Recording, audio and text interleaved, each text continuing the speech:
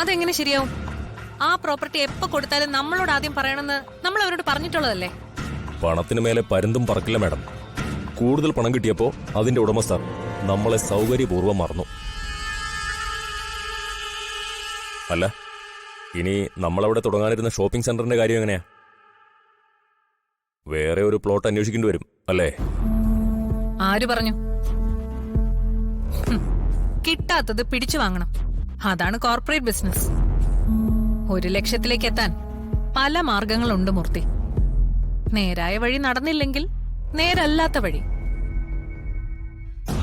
By hook or Crook, അങ്ങനെ ഇംഗ്ലീഷിലൊരു ചൊല്ലുണ്ട്. അത്രേ ഉള്ളൂ കാര്യം. ഏത് മാർഗം ഉപയോഗിച്ചിട്ടാണെങ്കിലും ആഗ്രഹിച്ചത് നേടിയെടുക്കുന്നിടത്താണ് നമ്മുടെ ബുദ്ധിയും വിജയവും. എന്താ വേണ്ടതെന്ന് മാഡം പറഞ്ഞാൽ മതി, ഞാൻ അതുപോലെ ചെയ്തോളാം.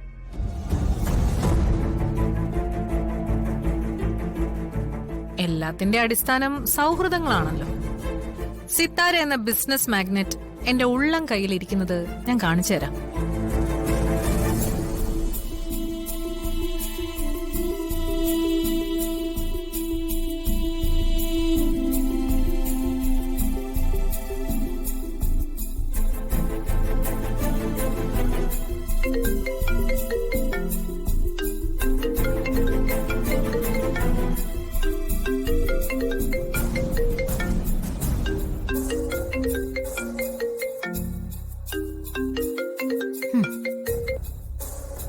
ഹലോ അവന്തിക.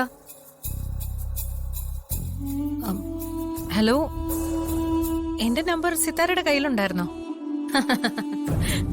ശത്രുക്കളുടെ വിവരങ്ങൾ അറിഞ്ഞിരിക്കണമെന്നാണല്ലോ ബിസിനസ്സിലെ ആദ്യ പാഠം.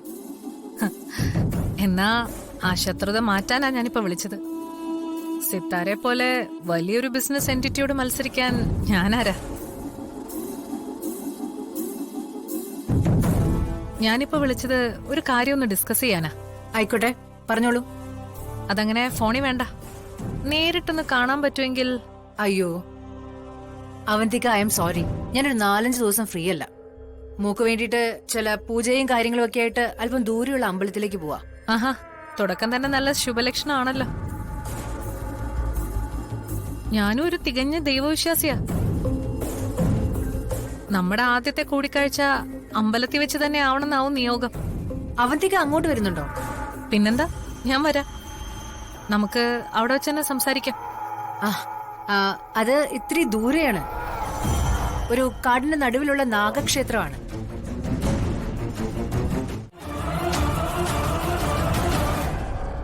ഇതൊരു നല്ല ഡീലാ. നേരത്തെ സംഭവിച്ച പോലെ തോറ്റുപോരുത്. ആരുടെയാ പുതിയ കൊട്ടേഷൻ? പുതിയതല്ല, പഴയ തന്നെ. കൃഷ്ണമൂർത്തി സാറിന്റെ കൊട്ടേഷനാ. ഞാൻ ഊഹിച്ചു. ആരെയാ തീർക്കണ്ടേ? അവളെ തന്നെ, ആ കൃഷ്ണയെ. മോളിക്കുട്ടിയുടെ ഹോട്ടല് അവള് രാവിലെ തന്നെ ക്ഷേത്രത്തിലോട്ട് പോയിട്ടുണ്ട്. എവിടെ വെച്ച് തീർക്കാനാ പ്ലാൻ? ക്ഷേത്രത്തിലോട്ടുള്ള യാത്രക്കിടയില് കൃഷ്ണയെ ഒറ്റയ്ക്ക് കിട്ടും. എന്തിന്? കിട്ടുന്ന സ്ഥലത്ത് വെച്ചാണ് തീർത്താ പോരെ? അത് പാടില്ല. സുരക്ഷിതമായൊരു സ്ഥലം തന്നെ വേണം. ഓട്ടോയും അവളെയും ചേർത്ത് ഇടിച്ച് കൊക്കയെ തള്ളാനായിട്ടാ കൃഷ്ണമൂർത്തി സാറ് പറഞ്ഞിരിക്കുന്നത്. എപ്പോഴാ പുറപ്പെടുന്നത്? അവരിപ്പോ തന്നെ പുറപ്പെട്ടിട്ടുണ്ടാവും. നമ്മളും അവരുടെ പിന്നാലെ തന്നെ ഉണ്ടാവണം. ഇത്തവണ അവളുടെ അന്ത്യം ഉറപ്പാക്കിയിരിക്കണം.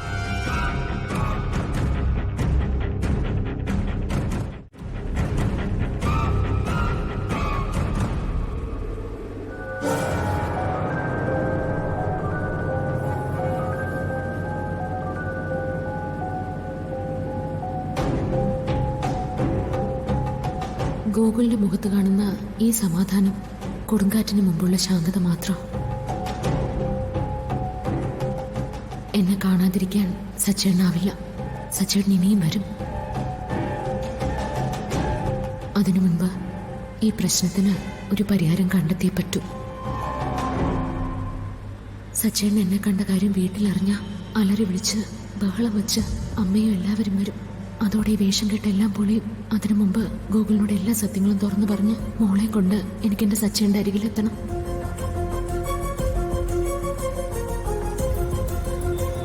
ഒരു തരത്തിൽ അമ്മ വരായിരുന്നു നന്നായി അല്ലടോ. നമുക്ക് കുറച്ച് പ്രൈവസി കിട്ടുമല്ലോ അല്ലേ? താനെന്തോന്നും മിണ്ടാത്തെ? എന്തേലും പറയടോ. എനിക്കറിയാം തന്റെ ഉള്ളിലിപ്പോ എന്താണെന്ന്. ആ സച്ചിയെക്കുറിച്ചല്ലേ ഓർത്തേ? താനതൊക്കെ കളയടോ. അയാൾക്കൊരുതരം മാനസിക വിഭ്രാന്തിയാണ്. എനിക്ക് അയാളോട് സഹതാപം മാത്രമേ ഉള്ളൂ. പക്ഷെ ആ സഹതാപം എനിക്കിപ്പോ തോന്നുന്നത് ഗോകുലിനോടാണെന്ന് പാവം ഗോകുൽ അറിയുന്നില്ലല്ലോ. എന്റെ സച്ചിനോട് എനിക്കുള്ള സ്നേഹം അറിയുമ്പോൾ ഗോകുലിന് ഒരിക്കലും അത് താങ്ങാനാവില്ല. ആ തകർച്ചയിൽ നിന്നും ഈ പാവത്തിനെ ഞാൻ എങ്ങനെ കരകയറ്റും? ദേ, ഇത് ശരിയല്ല. ഞാൻ ഇത്രയൊക്കെ മിണ്ടിയിട്ടും താനൊരു വാക്കുപോലും പറയാത്തത് ഭയങ്കര ബോറാണേ. ഗോകുല് പറയുന്നതെല്ലാം ഞാൻ കേൾക്കല്ലേ? അല്ല, ഈ ദാമ്പത്യ പൂജയെക്കുറിച്ച് തനിക്ക് എന്തെങ്കിലും അറിയാവോ? ഇല്ല. ഭാര്യയും ഭർത്താവും ഒരുമിച്ച് ഒരു മനസ്സോടെ ഈ പൂജയിൽ പ്രാർത്ഥിക്കുമ്പോൾ ദൈവം മാത്രമേ അതിന് സാക്ഷിയായിട്ടുള്ളൂ. നമ്മുടെ ബന്ധത്തിന് സ്നേഹവും വിശ്വാസവും ഒക്കെ കൂടും. അതാണ് ഈ പൂജയുടെ ഏറ്റവും വലിയ ശക്തി. എനിക്കിതൊന്നും അറിയില്ല ഗോകുൽ. ഇങ്ങനൊരു പൂജയെക്കുറിച്ച് പോലും ഞാൻ കേൾക്കുന്നത് തന്നെ ഇപ്പോഴാ. എല്ലാ ബന്ധവും ഒറ്റയടിക്ക് തകർന്നു പോയത് പാവ സച്ചേട്ടൻ അറിയുന്നില്ലല്ലോ. എന്റെ ജീവിതത്തിൽ ദൃഢമായ ബന്ധം ഒന്നേ ഉള്ളൂ. അത് എന്റെ സച്ചേട്ടനും ഞാനുമായിട്ടുള്ള ബന്ധമാണ്.